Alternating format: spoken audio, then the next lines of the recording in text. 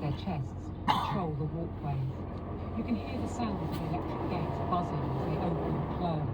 Everyone greets the nuns.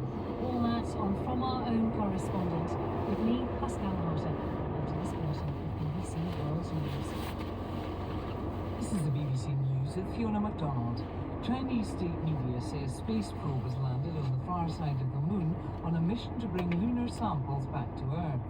It said the unmanned Chang'e 6 space vehicle, launched in early May, landed a module in a volcanic basin near the moon's south pole. The mission aims to be the first to bring back lunar rock samples. Here's Laura Bicker. For the next few days, up to about 3 days, it will gather materials from the surface. And the reason scientists are very excited is that they'll get a look at these rocks that no one has ever seen before.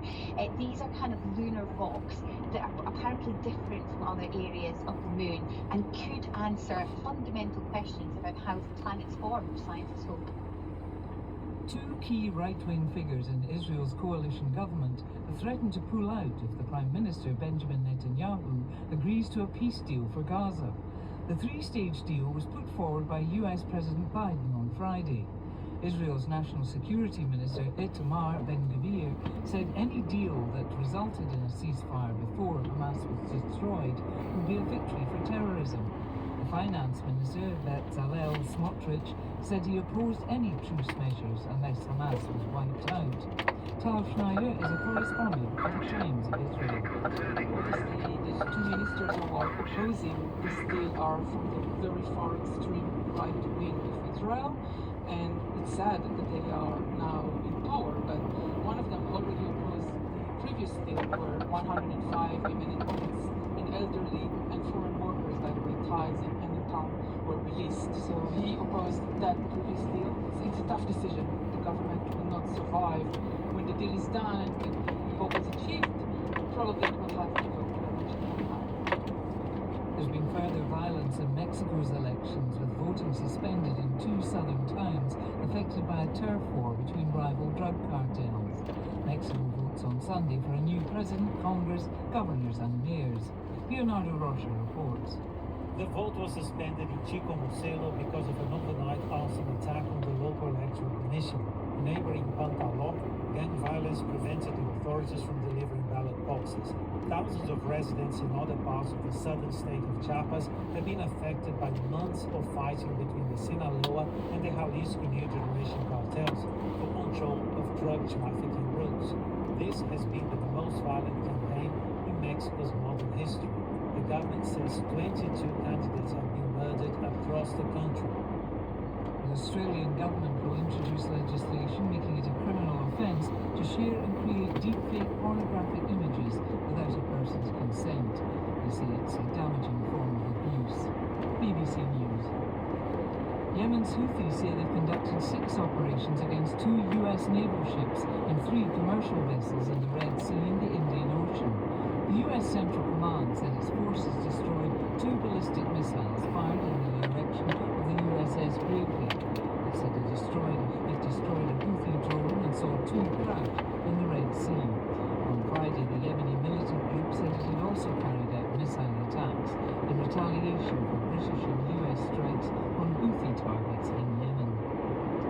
Local authorities in eastern Afghanistan now say that 8 people drowned after a motorboat sank in the Kabul River in the Nangarhar province.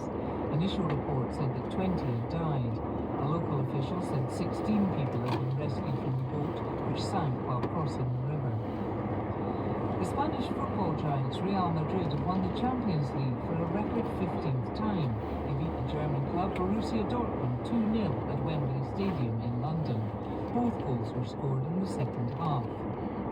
In tennis, the world number 1 Novak Djokovic had to battle for 4.5 hours to overcome Lorenzo Musetti in the 3rd round of the French Open. The defending men's champion finally saw off the Italian player at just after 3 a.m. The BBC's tennis correspondent Russell Fuller reports. The 10:30 start on a cold night followed another wet day, which saw the organisers add an extra match to the roofed centre court programme. About a third of the 15,000 crowd were still in position when the final set began at 2:30, and saw Djokovic, who is 15 years Musetti's senior, underline how hard he still is to beat at a Grand Slam. He won the deciding set 6-love, thanked the crowd for the wave of willpower he gained when they began chanting his name, and then bit his tongue when asked about the scheduling that caused such a ludicrously late finish. BBC News. Hello and welcome to From Our Own Correspondent. Here on the BBC World Service, I'm Pascal Harter. Coming up in the programme, the secret network which helped student leaders at the 1989 Tiananmen Square protests escape, and why they think the West should worry about China today. In Spain, current battle for the moral high ground over a civil war which ended 85 years ago. And we go behind bars at a Mexican prison, accompanied by a group of nuns who found new purpose later in life. First though, a snapshot of what life is like in a failed state. In recent years, Haiti has been saddled with one ineffective, self-enriching government after another, while on the streets, violence and extortion spread. In March, Haiti's Prime Minister, Ariel Henry, was forced to resign. The country's all-powerful criminal gangs demanded it. A transitional council has been formed to lead the nation while the country is stabilised, and a Kenyan-led multinational peacekeeping force is due to arrive within weeks to help. But since the gangs pushed the Prime Minister from office, they have only grown more powerful. Whole neighbourhoods have become no-go areas. Well over 150,000 people, no prince, have fled their homes. In Haiti's capital, Catherine Norris Trent found that some had sought shelter in the buildings which once housed the government that did so little to protect them. The courtyard of the Communications Ministry in Port-au-Prince is packed with people, but they're not here on any kind of government business. Half-dressed toddlers run around. Women drape clothes to dry on the bonnets of disused jeeps. Hawkers have set up stands selling charcoal, soft drinks or stew to anyone who can afford it. The abandoned ministry ground has become a squat. More than 1,600 Haitians driven out of their homes as gang violence in Port-au-Prince spiraled out of control over the past year. Near the steps of the ministry entrance, we meet Rachel, who's living in a small corner with her 6 surviving children. She hasn't had any news of what happened to her eldest son since the family fled when a gang burned down their home last year. She recounts how they ended up here. She was sleeping on the streets near the airport, she says, until one night she was raped and beaten by a group of gang members. At the time, she was 4 months pregnant. So now she's sleeping here on the floor with her family, hoping someone, anyone, will help. Inside the ministry building, this community of displaced people has set up an organising committee in what was the minister's office. Filing cabinets have been pushed to the side, desks and office chairs piled up to make space, a large Haitian flag relegated to a corner. A dozen or so committee members are busy drawing up a list of names and needs for NGOs that might be able to deliver them meals and hygiene kits. Joran, a former high school teacher, tells us that when they first arrived here by night, the ministry was already empty, its doors wide open, its offices pillaged. This area of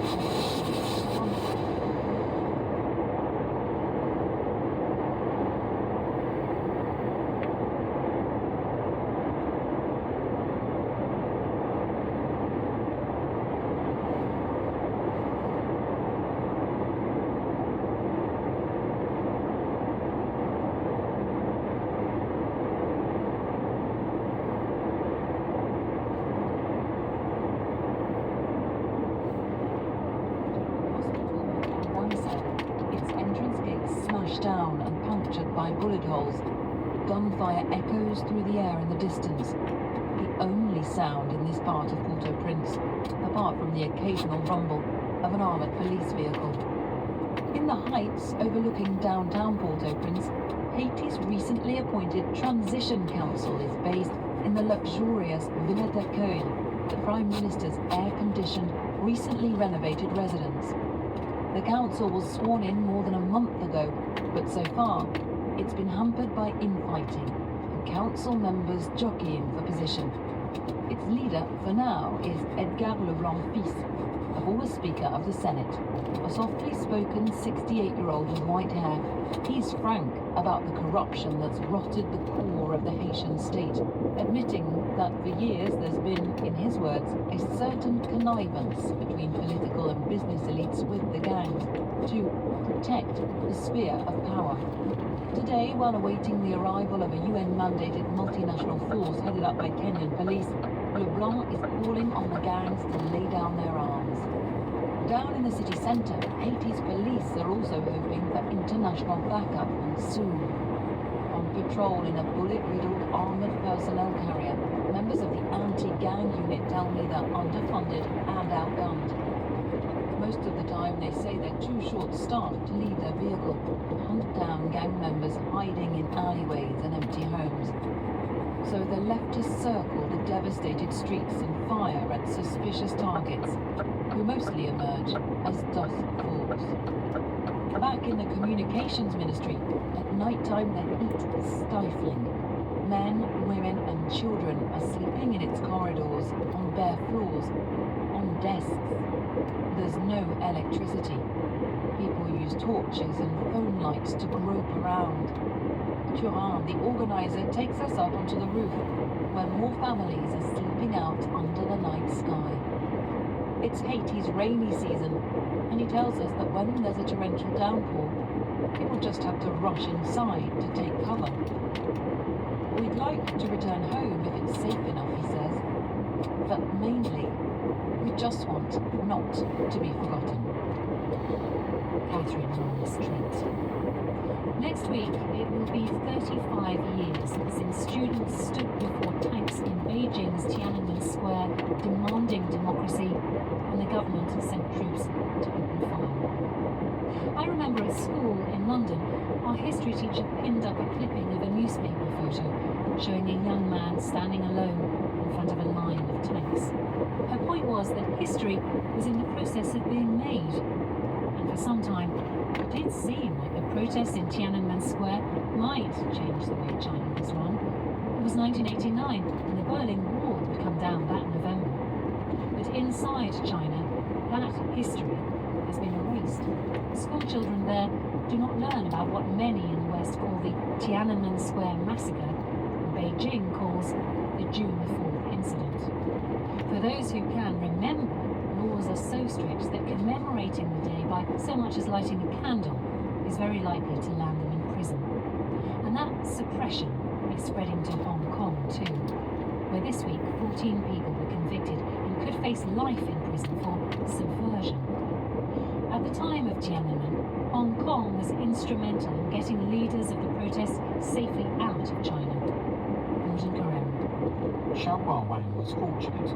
She was already in hospital when her tanks and soldiers moved in and the shooting started on the night of June 3rd, 1989. As a graduate student, Xiaohua was older than the others. She hadn't joined in the hunger strikes, but I didn't get any food either, she says, so I was very weak and was fainting. She was pushed onto a stretcher and rushed out of Tiananmen Square to hospital just days before the brutal crackdown. The day after the massacre, she was spirited out of the hospital to hide in a friend's apartment. Over the next couple of weeks, the authorities issued a list of 21 most wanted student leaders. Xiaohua remembers watching TV with her friends as they were named. Eventually, they got to her name. With an easy laugh, she now admits to being disappointed that she was only number 14 on the list. Xiaohua went into hiding for 6 months, moving regularly from one place to another, staying in small rooms and not going out. Eventually, she escaped with the help of a secret operation called Yellowbird. This clandestine rescue route was run by Hong Kong organised crime groups known as the Triads, backed by the then British colony's entertainment industry. An unusual partnership where both were motivated by sympathy with the protesters. Ultimately, around 150 people escaped that way, through Hong Kong and to the West, mainly America and France. One of the other students who escaped through Yellowbird was Yan Shang. At number number 21. He was the last on the most wanted list, but he was one of the first to be arrested and was given a 19-month prison term. When he got out, his health was poor. 6 months later, seeing him still wearing his winter clothes in early summer, his professor suggested he move towards the warmer temperatures in the south of China. When I was there, I was given a business card of someone in Hong Kong who told me. Now, I need to explain. One thing that makes Yan so recognisable is his irrepressible, distinctive voice. It was one way those organising Yellowbird knew who he was when he called them. How can we be certain it's you? The voice on the phone asked. That's easy, I said. You can recognise my voice. It's strange, like now. He laughs as he recalls it. Yan laughs a lot. He was then sent from payphone to payphone to make plans with the people smugglers. He too eventually made it out through Hong Kong to the US. More than 3 decades after he escaped, the authorities came after Yao. In 2021, he decided to run for Congress in New York, but he soon found that he was under surveillance and that his campaign was being disrupted. When I went to a public meeting, people would push me, block me. They wouldn't let me speak, he says.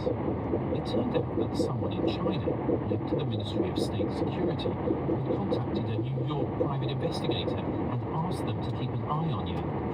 The investigator was supposed to smear Yao and even stage an accident. Fortunately, the private investigator had reported all of this to the FBI, and they'd recorded the calls from China giving them orders. Yan's case is a sign that the Chinese Communist Party wants both to clamp down on dissent at home and increasingly to extend that control abroad. A Tiananmen Square dissident having a voice on the political stage was simply unacceptable. China has consistently denied the accusation of political interference or surveillance, though. After reaching the US, Chao Huawang got a PhD in modern Chinese literature before becoming a writer and researcher. She believes the Chinese Communist Party is a threat to the West. But because it's setting up a different model, she says, referring to a model of control and surveillance. She adds, all those strong men around the world are watching each other to learn from each other. Gordon Carrera there. You're listening to From Our Own Correspondent here on the BBC World Service with me, Pascal Harton. A battle is being waged in Spain over how to remember the civil war that installed General Francisco Franco 85 years ago. Franco led an uprising against the government of the day. Hundreds of thousands of people were killed in the ensuing war, many of them civilians. The true number of casualties confirmed. During the Franco dictatorship, more people were disappeared, leaving yet more questions unanswered. But when he died and Spanish democracy was restored, a so-called pact of forgetting was tacitly agreed. The reasoning was that it was better to build stability than to seek justice. But Spain's past has a way of refusing to stay locked away, as Guy Hedgecoe reports. On the railing of a fence in Saragossa's Toreros Cemetery hangs a black and white photograph. It's of a young man called José Jorge Domínguez, dressed in a suit, his hair combed back in the style of the 1930s. Jorge Domínguez, who was a member of a labour union, was executed in the early months of Spain's civil war because of his left-wing sympathies. A few years ago, Saragossa City Hall created a small memorial garden here to remember local people who were killed by the forces of General Francisco Franco during and after the conflict. But just opposite this modest memorial at the entrance to the cemetery is a much bigger, rival tribute to victims of the Civil War, a huge stone monument crowned with a cross dedicated to those who died on the other side, the victors of the conflict, the nationalists. Spain is still at loggerheads over its history, still disputing whether one side in the Civil War holds the moral high ground, and even how the conflict began. This issue has flared up recently because several right-wing regional governments have been eliminating local historical memory laws. Those laws had sought to acknowledge the victims of General Franco's army and dictatorship and organise the exhumation of mass graves. The local governments rolling back the laws led by Conservatives who were in coalition with or supported by the far-right Vox Party. Both have long opposed historical memory policies, alleging that they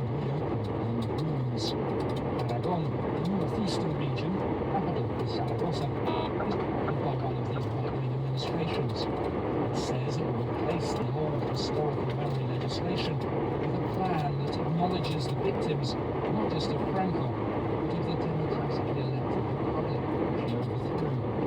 Omar Vaquero, a conservative who is a deputy president of the Aragon regional government, tells me that the old law, which offered support to victims of the right-wing regime, was sectarian and divisive. What we want, she told me, is to leave behind the spirit of pitting one side against the other. But critics say that what Ms. Vaquero and her far-right allies really want is to whitewash the legacy of Franco and present a revisionist version of the Civil War. It's widely accepted that the conflict was triggered by a group of rebel right-wing military officers staging a coup against the democratically elected Republican government. Yet there are some historians, usually with a political agenda, who contest this, blaming the conflict on the Republic. At the cemetery, I meet up with Enrique Gómez Vargas, a local historical memory campaigner. He, like many others, believes that the local government is now trying to show the two sides in the war as morally equivalent. They want to present this narrative that it was all the same thing, he says, that the Civil War happened because the Republic made it inevitable. And that's not what happened. Alongside him is Pilar Jimeno, who belongs to a local organisation which exhumes mass graves containing victims of Franco's army and regime. So far, they have unearthed the remains of 81 people in the Aragon region. It's a painstaking process, and identifying the DNA of the remains can take years. When the process is completed, you close a circle of pain, Ms. Jimeno explains. And she's worried that the local government wants to commandeer or even block the process. More than 100,000 unidentified bodies are still believed to be buried across Spain. The current left-wing national government passed a historical memory law in 2022 that even exhumed the remains of General Franco himself from his vast mausoleum in the mountains outside Madrid and reinterred them in a more low-key location. In recent years, dozens of statues, symbols and street names seen to glorify Franco or his generals have been removed. And yet there are exceptions. In Madrid, one street still bears the name of the Blue Division, the Spanish soldiers who fought for Hitler in the Second World War. Like so much of Spain's 20th century history, that street has been the subject of a fierce tussle between left and right. The grudges of the past are not yet settled. Guy Henschke.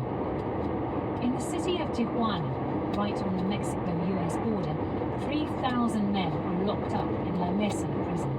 Some are serving lengthy sentences, others are waiting for their cases to come to court, a process which could take many months in Mexico. Inside La Mesa, prisoners live 6 to a cell, sharing a tiny bathroom. It's a claustrophobic and monotonous regime, so any distraction is very welcome. And for some detainees, that might come in the form of a visit from a group of mostly elderly nuns who minister to the prisoners every day. Linda Presley joined them on a mission to provide spiritual support and some small comfort.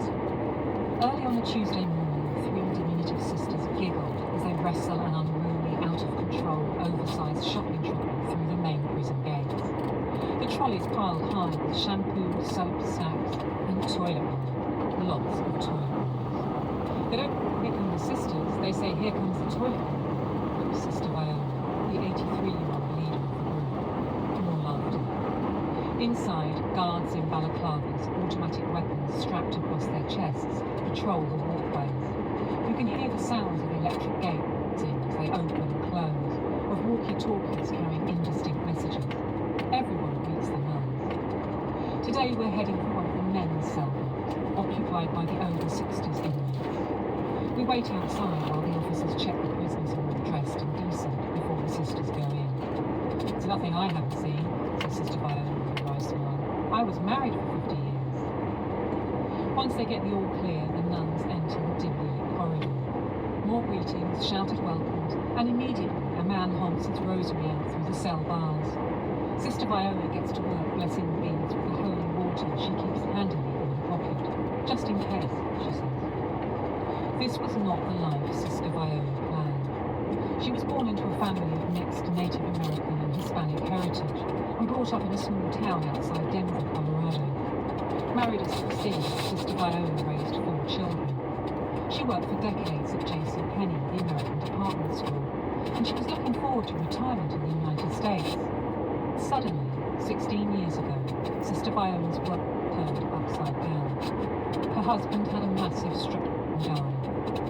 I was a little unhappy with our Lord, she said, in what's clearly an understatement. A fluent Spanish speaker, Sister Viola wanted to keep busy, so she looked for a job working with migrants in the US. But none of the organisations she applied to would employ her due to her age. Then she read about Mother Antonia Brenner, an American former Hollywood socialite, and the founder of this Catholic order of nuns dedicated to working in La Mesa prison. Sister Viola visited Tijuana and never looked back. The order's called the Eudist Servants of the 11th Hour. St. John Eudes was a 17th century French missionary, and the 11th Hour refers to the fact that this is a congregation open to women who want to join later in life. Although the sisters take a vow of chastity, most of the women have children, grandchildren, even great-grandchildren, and they've lost loved ones, parents, siblings. They've lived. In the gloomy cell block with its slivers of light from small high window, all the prisoners get a roll of toilet paper, and then sweets, toothpaste, and the other toiletries are distributed, along with some new t-shirts. The gratitude is audible. One prisoner, Jose, tells me the nuns are like family to him because he doesn't get any visitors. And we feel blessed when they come, another of his cellmates says. They bring us hope. They bring us peace. Meanwhile, Sister Anne Gertrude, originally from Cameroon, but who's arrived in Tijuana via a long nursing career in New York, distributes lollipops cell by cell. And Sister Nelida, a Peruvian who joined the Eudist servants after decades working as an accountant in Los Angeles, collects scrappy notes from the prisoners and hands them to Sister Viola. She reads them, scribbling the details in a small jotter. Someone's asked for a blanket and some sugar. He's just arrived here and has nothing with him. There are a lot of requests to see a dentist, and one of the prisoners is getting pain from his glasses. The Eudists of the 11th Hour talk about their calling as an encore for Jesus. That's because he keeps calling us back, says Sister Viola. He's the one who chose me to come and do this work. It wasn't my doing. And what does Jesus think about her tentative plan to retire from the order in a couple of years when she's 86 and head home to Colorado? I ask. We haven't discussed it yet, she says. That was Linda Pressing. That's all for this edition of the programme.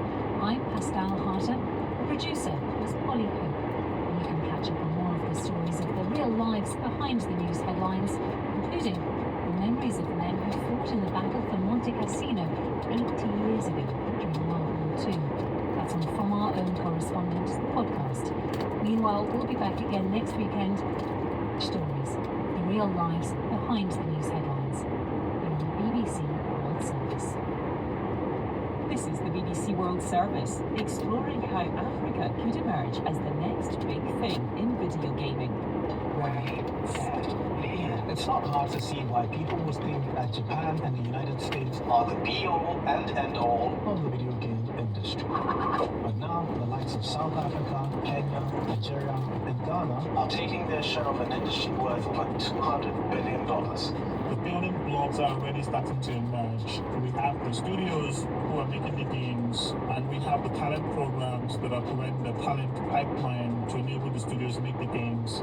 It's really been our struggle getting people to go, okay, we should look at the African market. But once people get their feet on the ground, they really say, wow, exciting, and we want to get involved. Gaming Africa, Thursday at 8:30 and 19 GMT. Or listen now wherever you get your BBC podcasts. You're listening to BBC Trending.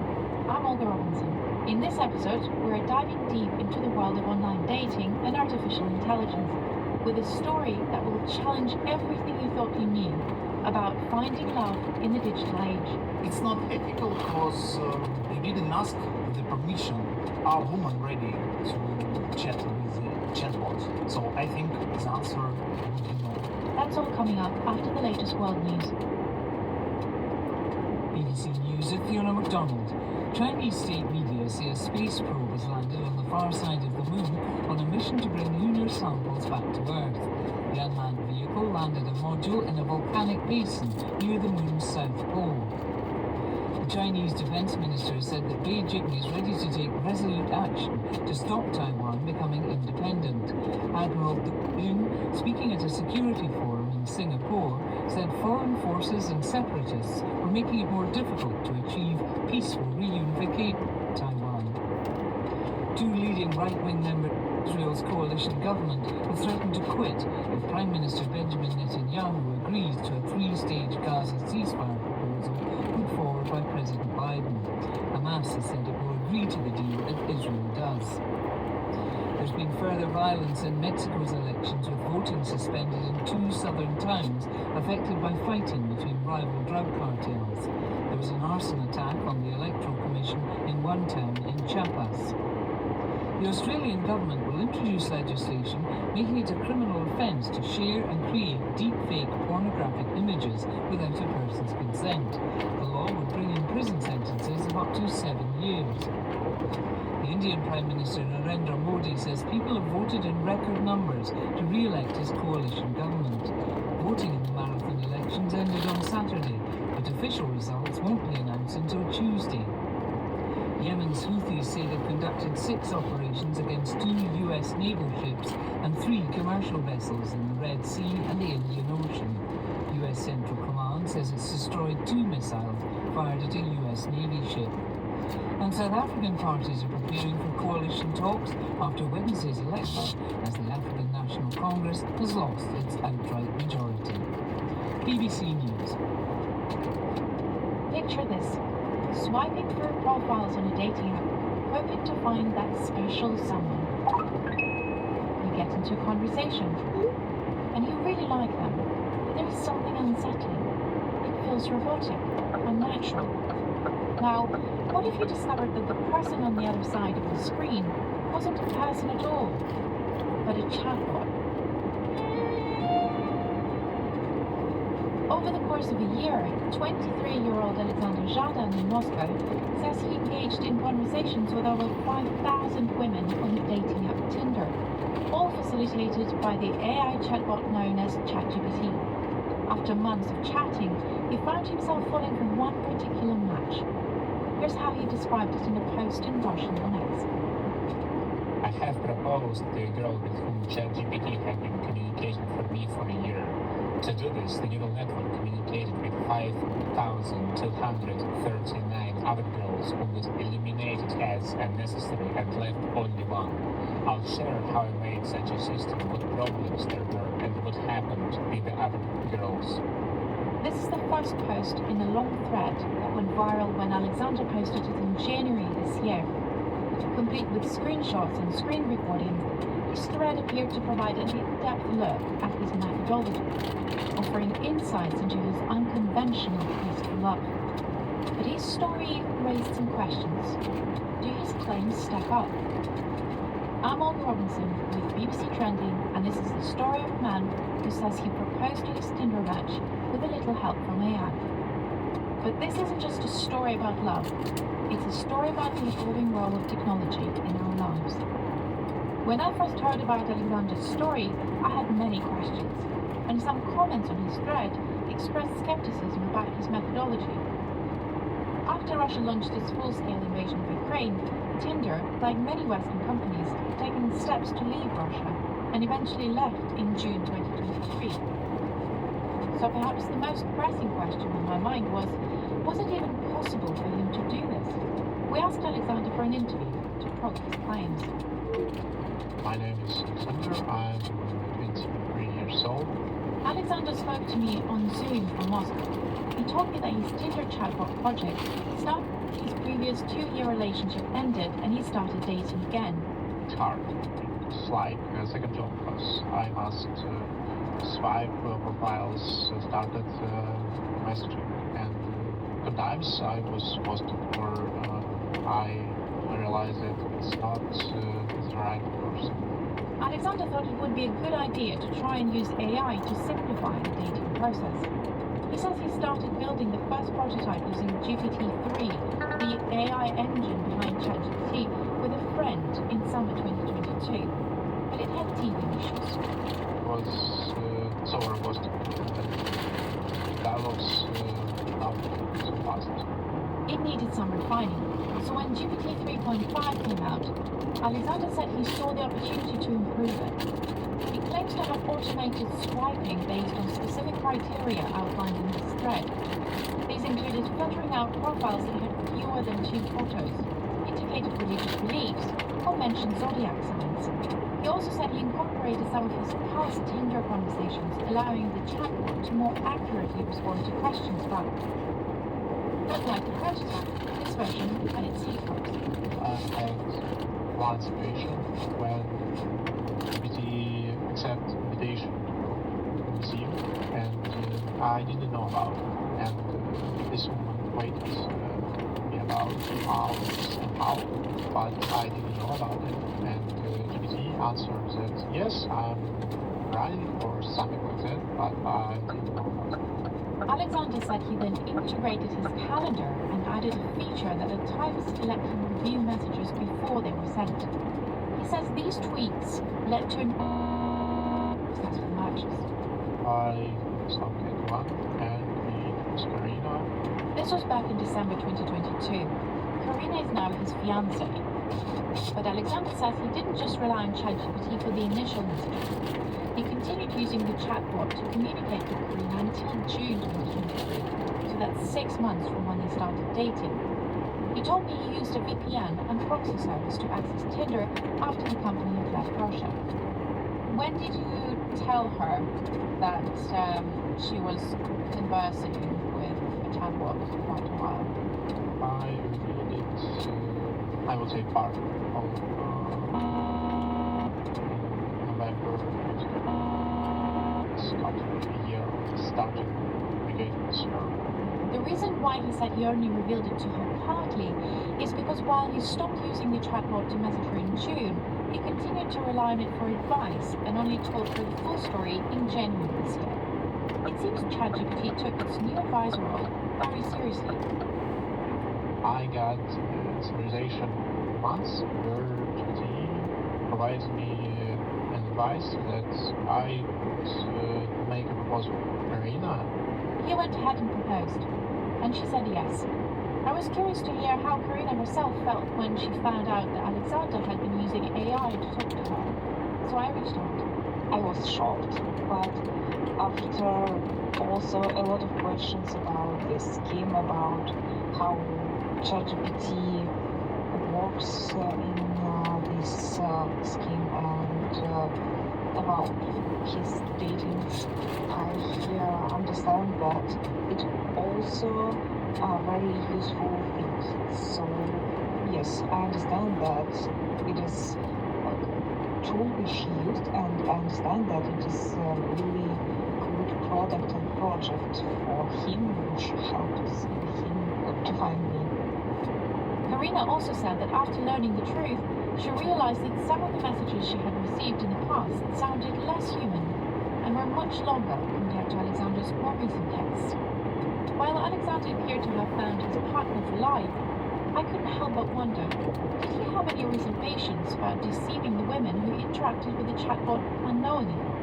It's an important question, and for that moment, I did it only because of time and not only my time. And I realized that if I can search right with algorithm and save my time, it also save women's time. Alexander's thread sparked curiosity, but also drew criticism from users across the internet.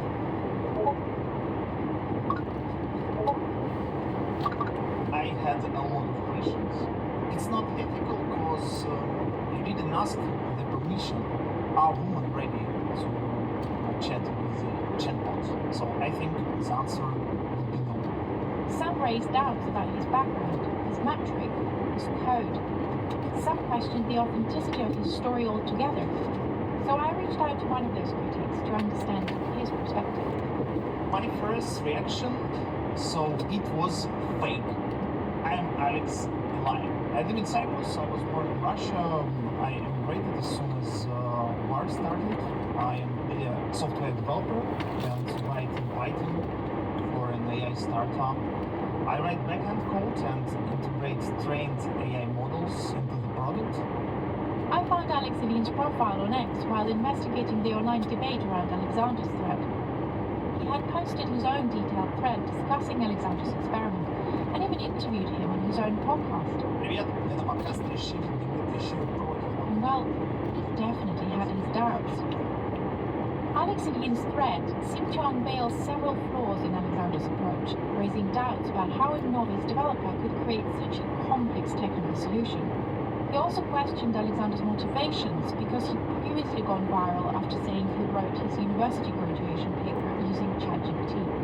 I asked him, so for example, about how he stored data, and he don't know how to do it. It's pretty he described, and to write it, I think you need to spend 3 months of 2 senior professionals, AI engineer and backend engineer, to write the solution. As you heard, Alexander's experiment was quite complex.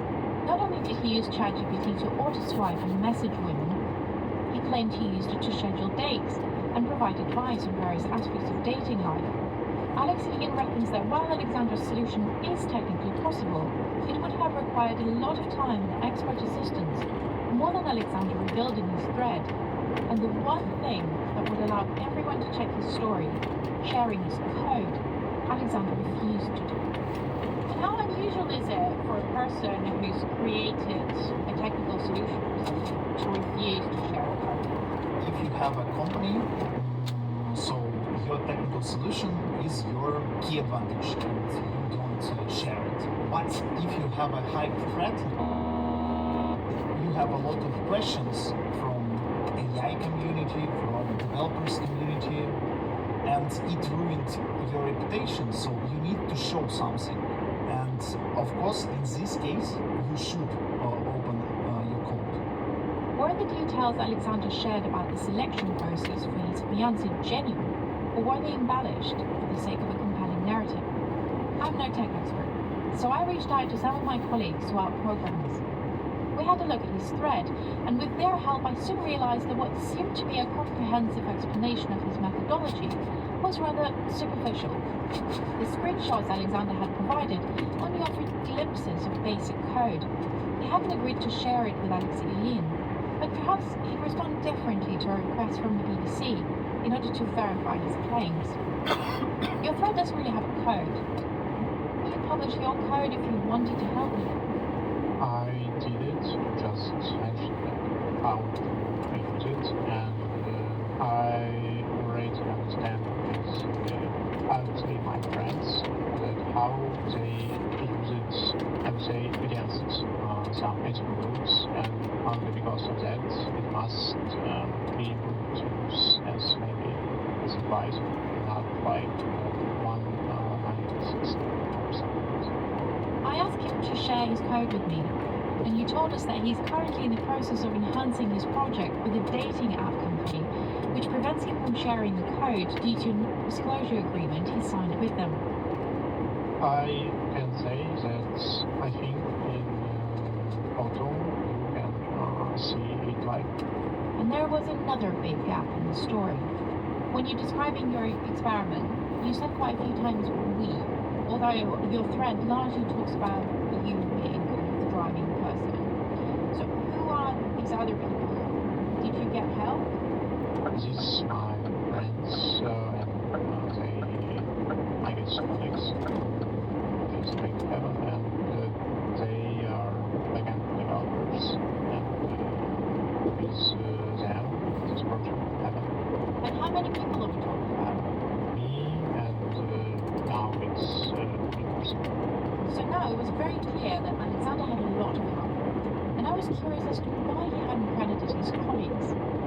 He told me that they were also using the technical solution, but due to ethical concerns, had asked him to remain anonymous. I also wondered if Alexander faced any repercussions from Tinder. He told me he did get banned a few times, but his colleagues managed to get around it.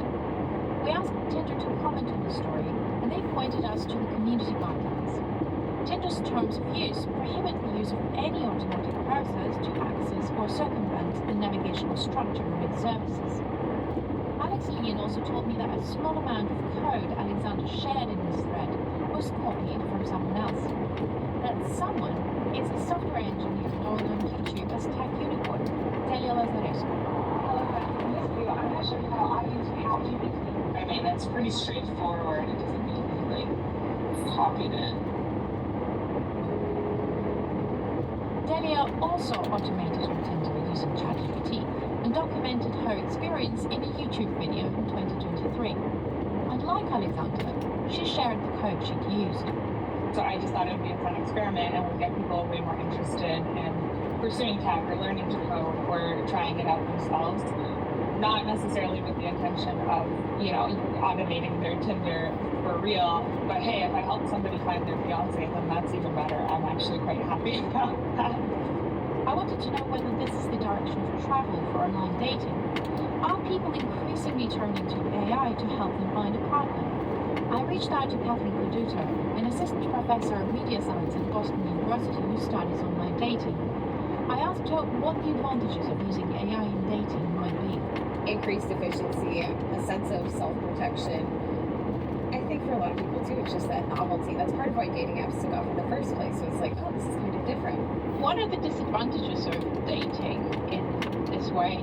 I think there's a real breaking point if you're relying on AI and you do plan to meet someone in person. Because if the AI is doing all of the communicating for you, if it's writing all of your messages, kind of taking on you, the technology, when someone goes to meet in person, that aid is no longer going to be there. And I think that's where some of the ethical questions come in as well, because I think for a lot of people, talking exclusively to an AI version of someone is going to feel like it really is a form of deception. Catherine even compared relying on AI to catfishing and highlighted how it's shifting communication patterns. I think we're going to see a lot more people who are trying to figure out if someone they're talking to is using AI. That's something that I've already started to notice, this sense that, oh, this message feels like it was written by ChatGPT, or this profile feels like it was written by an aide. Catherine believes that it's still possible to form meaningful relationships using AI. I like to think, dating apps themselves, AI, in a lot of ways they're not that different from friends who introduce you to someone. Looking ahead, Catherine noted that AI is undoubtedly a significant and growing trend in the dating landscape, but raised concerns about the gender and cultural biases embedded in this technology. She also highlighted a mix of startups like Polar aiming to integrate AI in a forward-thinking manner, and established dating apps like Tinder, Bumble, and Hinge, also exploring AI incorporation. I think the startups that are trying to kind of lead with AI will be really interesting, because I think there you'll see whether people are really open to having it fully integrated into the experience or not. While we can't independently verify Alexander's claims without him sharing more with us about how he did it, it is clear from my conversation with Catherine that AI is becoming increasingly intertwined with the search for love online. We are planning our wedding on the 3rd of August. So, firstly we had the official part, then we had brunch with our relatives, and in the evening we had a wedding part with friends. As Alexander and Karina prepare their upcoming wedding, we're left to ponder, what will the future of digital romance look like? And what implications will it have for our relationships? That's it from BBC Trending this week. This episode was presented by me, Olga Robinson, and the producer was Marta Pausili. It was mixed by Gareth Jones, and the editor was Flora Carmichael. We'll be back at the same time next week.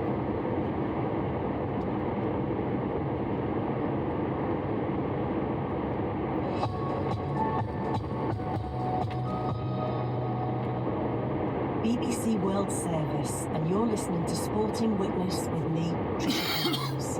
On the 24th of June 1994, Mexico faced the Republic of Ireland at the Citrus Bowl in Orlando. In a memorable moment of heated confusion, the FIFA match officials didn't allow Ireland's John Aldridge onto the pitch. The ice-cool striker's patience melted on the spot. Aldridge famously used foul language repeatedly. to express his frustration at not being allowed to play sooner. I said what I said. Yeah, well, it was in the heat of the moment. I absolutely apologise. You know, and especially for children who might watch it or listen to it. No, don't follow my footsteps. I'm sorry. John was born in Liverpool in 1958. He grew up playing football on the city's cobbled streets. I just loved kicking a ball. It was beautiful to me. In the early 1960s, the distance between the trees was the goal. John lived with his Irish grandmother as a boy. Well, my great-grand came, well, her name was Mary Mills. You know, the maiden name was Mary Kane. She came from Athlone. She's the centre of Ireland. We lived in her house in Carson, under the bridge in Liverpool. She always protected me when I got myself into a big load of trouble, which was quite often, unfortunately, when I was young. But I was the apple of her eye. You know, she's the reason why I played for the Republic of Ireland. It was like, you know, she sent to give back to me. John grew up watching his World Cup heroes. Pele, I adored Pele, Eusebio, you know, Roger Hunt.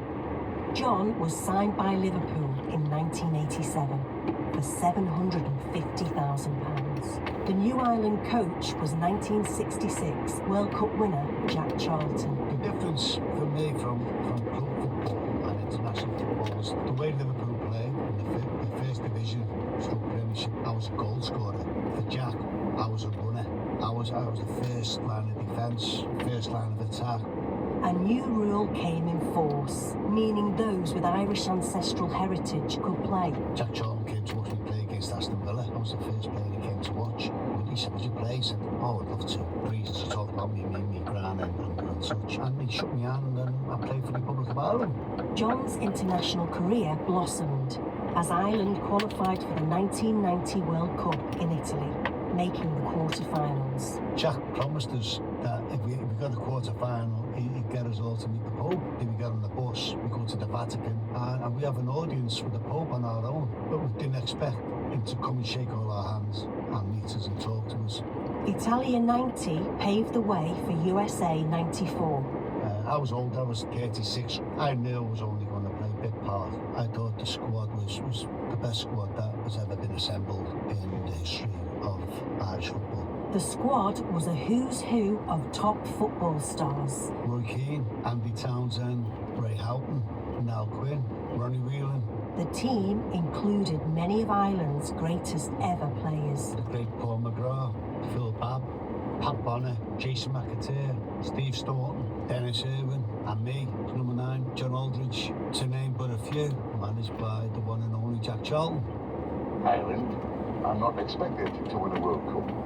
Some people say we might, and we might do okay in the World Cup. That's fine, that's all we ask. Who knows? Who knows till on the day? The temperature and the humidity would be a severe test of Ireland's fitness as they faced Mexico in Orlando.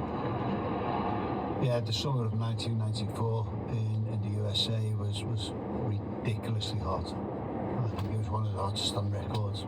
The game was very important after beating Italy. The Mexican team were a good team. A draw would be a good result against them, but we knew on our day we could beat them. So we're very confident going into the game. The Mexican style of football was typical of the teams that they played against notoriously. You know, the Brazilians, Paraguay, Uruguay, Argentinians. Kept them all really, really well. Tricky. We underrated them. At 1-0 down in the second half, Ireland got ready to make a double substitution, with John and Jason McAteer to come on the field. We were warming up, just ready to go on, and Garcia makes it 2-0 then. I was desperate to get on the pitch. This is the World Cup. The two lads have come off. Jason had gone on. I'm ready to go on. I'm really, really wound up, and I want to score. I want to score 2 goals. And then I go to go on, and then the song comes across me by the linesman and says, "No, you go nowhere." So what? Next minute, the referee starts the game up. The ball didn't go out and play for quite a long time. It stayed in play without going out. I mean, by which time I'd gone wound up. I couldn't get on. I was frustrated, and it boiled over. It boiled over inside of me, and I am quite feisty. And Jack comes, and then the fourth official comes with the blue coat and the yellow hat on, whatever he had. And he made things worse. He was very aggressive. you know, pulling people. When he didn't let me on the pitch, I can't tell you how frustrated I was, beyond means. The fact that we only had 10 men on the pitch, in the heat, the humidity, you know, 2-0 down, and I want to be on the pitch with the lads to help them to get the 2 goals back. I lost it, completely and utterly lost it. When the fourth official comes on and he's pulling you, I'm arguing and he's in your face. I didn't even know that, have a clue that there was cameras on us anyway. They expected that the cameras to be watching the game, not watching us on the sideline, which you know, that emphasised it even more. You know, I was losing minutes of the World Cup as well. It's a World Cup going global, worldwide, to billions of people. I want to get on the pitch, I want to score a goal for us. Minutes after coming on, John scored the vital goal that helped Ireland to the knockout stages. Well, do you know that goal? No one ever talks about the goal. People always talk about the sideline incident. It's a great move, you know. The second most passes for any other goal in the World Cup history, apparently. And it was built up, we kept the ball really well. It was played up to me with the centre-half behind me. I held it up the way centre-forward should do. I passed it to me right and then to one of our players. I think it was our full-back, and I ran then to get in the box. He passed it to Jason and pulled a lovely cross back.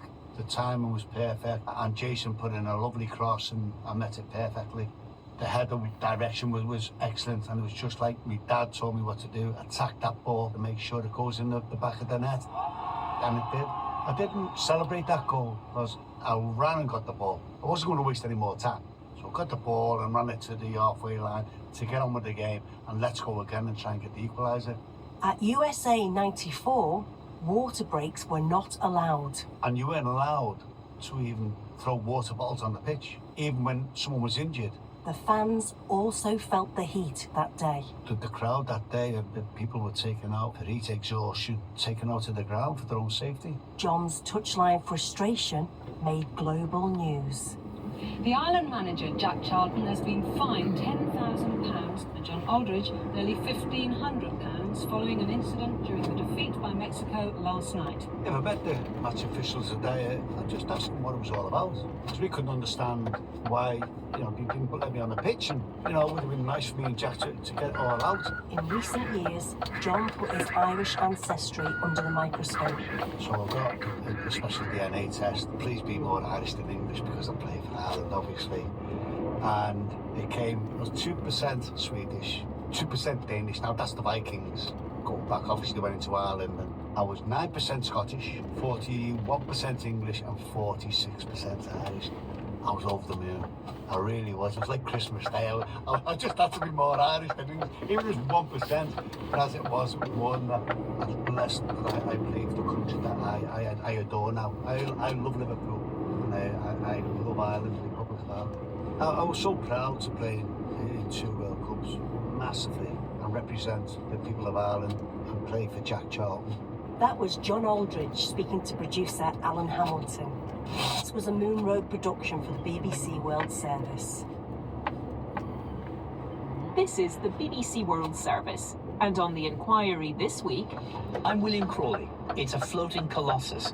Scientists call it A23A, and it's on the moon for the first time in 35 years. What can the world's biggest iceberg tell us?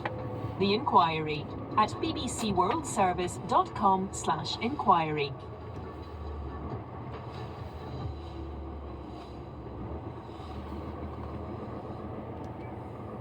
In 30 minutes, the documentary. Multi-million-dollar perfume brands claim zero tolerance on child labour. But a BBC Eye investigation in Egypt has found children as young as 5 working at night to pick one of the perfume industry's most valuable ingredients, jasmine. The newsroom is next. This is the BBC World Service, the world's radio station.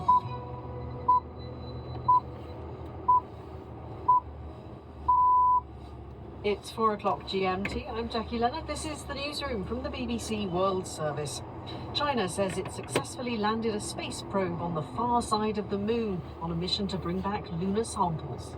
On the far side, we think it might have a different chemistry, and key to this is whether or not there is ice there. The 2 leading right-wing ministers have threatened to pull out of the Israeli government if Benjamin Netanyahu agrees to a deal announced by President Biden. This is a foolhardy deal.